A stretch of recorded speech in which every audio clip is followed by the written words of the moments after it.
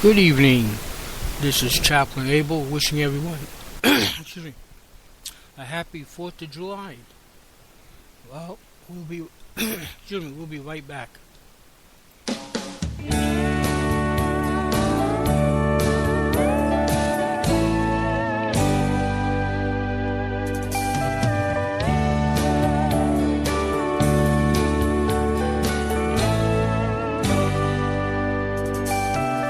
When storms assail the little ship you're sailing in, when darkness closes in and God cannot be found, and when you cannot understand life's meaning, and Satan tells you this time God's let you down. Trust in God, though you are tempted sore. Trust in God in your raging war. Trust in God when your life has come apart. Keep on believing. You can safely trust in God. When faith is only words, life is so easy. But then the fire of God begins to burn. And as our words are tried, God is satisfied, because He sees now true faith is being formed. Trust in God, though you are tempted sore. Trust in God in your raging war. Trust in God when your life has come apart. Keep on believing. You can safely trust in God.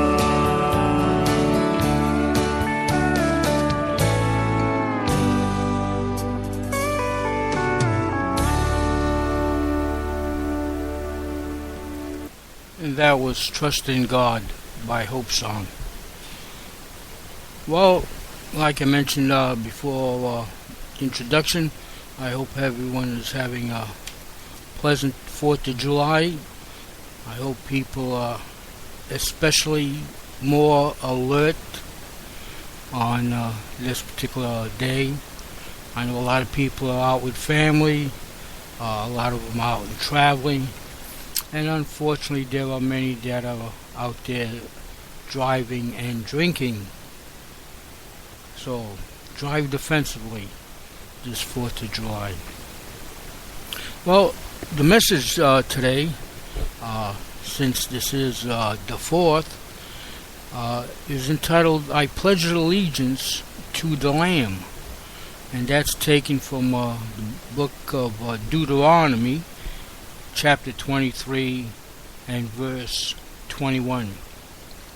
When you make a vow to the Lord your God, you shall not delay to pay it, for the Lord your God will surely require it of you, and it would be sin to you. Well, since this is the birth of our nations, I figured the message today would be having to do with that. And I entitled it, I Pledge Allegiance to the Lamb. This holiday is about so much more than hot dogs, cookouts, swimming, and fireworks.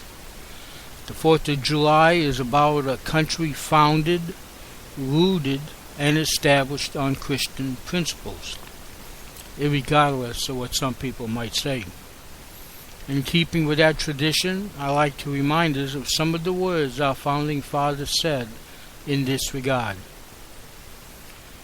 It cannot be emphasized too strongly or too often that this great nation was founded not but religionists, but by Christians, not on religion, but on the gospel of Jesus Christ. And that was stated by Patrick Henry, "Give me liberty or give me death," fame.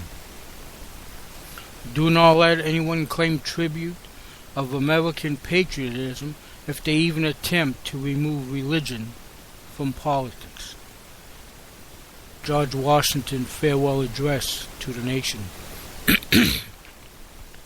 The First Amendment has created a wall of separation between church and state, but that wall is one directional wall. It keeps the government from running the church, but it makes sure that Christian principles will always stay in government. President Thomas Jefferson in an address to the Danbury Baptists. We have no government armed with power capable of contending with human passions unbridled by morality and religion. Our Constitution was made for a moral and religious people. It is wholly inadequate to the government of any other.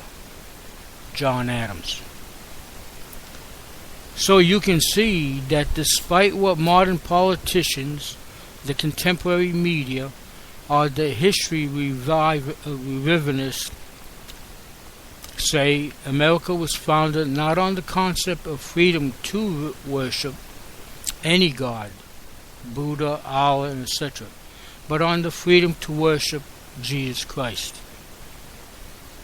Today I want to look at the parallel between our founding fathers' allegiance to this country and our allegiance to the Lamb, Jesus Christ, the Son of God. First, we will look at the patriots, and then the Christians. The patriots, they made a bold declaration. For more than 14 months after the battle at Lexington and Concord in Massachusetts, the patriots fought not for their independence, but rather they fought for their rights within the British Empire. Rights that have been gradually taken away before and even more after the Boston Tea Party. And hundreds of Americans gave their lives to regain these rights. 400 alone died at the Battle of Bunker Hill. Then early in the summer of 1776, at a meeting of the Continental Congress on July 2nd, 1776, the colonies voted to announce and declare that they would accept nothing less than absolute freedom from England. 2 days later, on July 4th, after making some minor adjustments to the text, the final wording was ratified and signed by the 56 members representing the 13 colonies, John Hancock, John Adams, and so forth. After the declaration was signed, couriers took copies of it to George Washington, who was with his troops in New York. And on July 9th, the declaration was read before the militia troops who were out in the fields. Understand, this was a bold declaration, for the Americans were challenging the most powerful empire of the world at the time. And the Americans entered the war without a navy or an army. Their fighting forces consisted only of militia units in the various colonies. On the other side, England had an army of well-trained, highly disciplined soldiers. They made a bold declaration.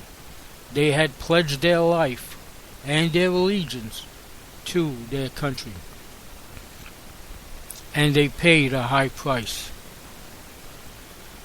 After the Americans declared their independence, they had to win it by force. The task proved especially difficult, partly because the people never fully united behind the war effort. A large number of colonists, about a third of them, remained unconcerned about the outcome of the war. They were indifferent and supported neither side. Sound familiar? And as many as one-third of the population sympathized with Great Britain. They called themselves Loyalists. The Patriots called them Tories, the name of the political group in Great Britain that adamantly supported the king. These problems meant that victory in the Revolutionary War depended on the Patriots, who made up less than one-third of the entire population. 7,200 Americans were killed in battle during the war. 8,200 were wounded. 10,000 died from disease and exposure. Nearly 3,000 men died at Valley Forge alone. An additional 6,500 died in prison after being captured, and 1,400 soldiers were listed as missing. What about the 56 men who signed the Declaration of Independence? Did they pay a price for pledging their allegiance? They sure did. Their conviction resulted in untold suffering for themselves and their families. Of the 56 men, 5 were captured by the British and tortured before they died. 12 had their homes ransacked and burnt. 2 lost their sons in the Revolutionary War. Another 2 sons were captured. 9 of the 56 fought and died from wounds of hardship of the war. Carter Braxton of Virginia, a wealthy planter and trader, saw his ship sunk by the British Navy. He sold his home and properties to pay his debts and died in poverty. At the Battle of Yorktown, the British General Cornwallis had taken over Thomas Nelson's home for his headquarters. Nelson quietly ordered George Washington to open fire on his home. The home was destroyed, and Nelson died bankrupt. John Hart was driven from his wife's bedside as she was dying. Their 13 children fled for their lives. His fields were destroyed.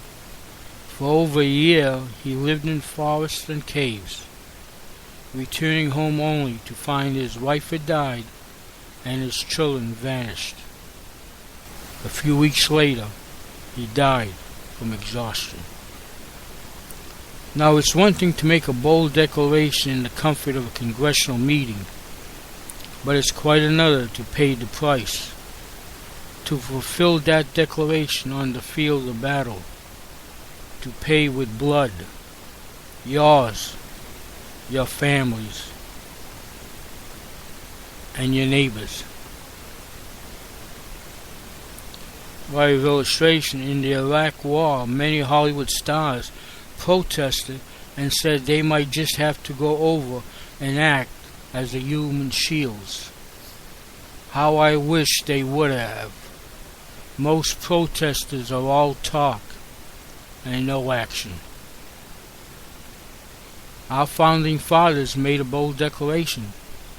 They paid a high price, and they reaped a great reward.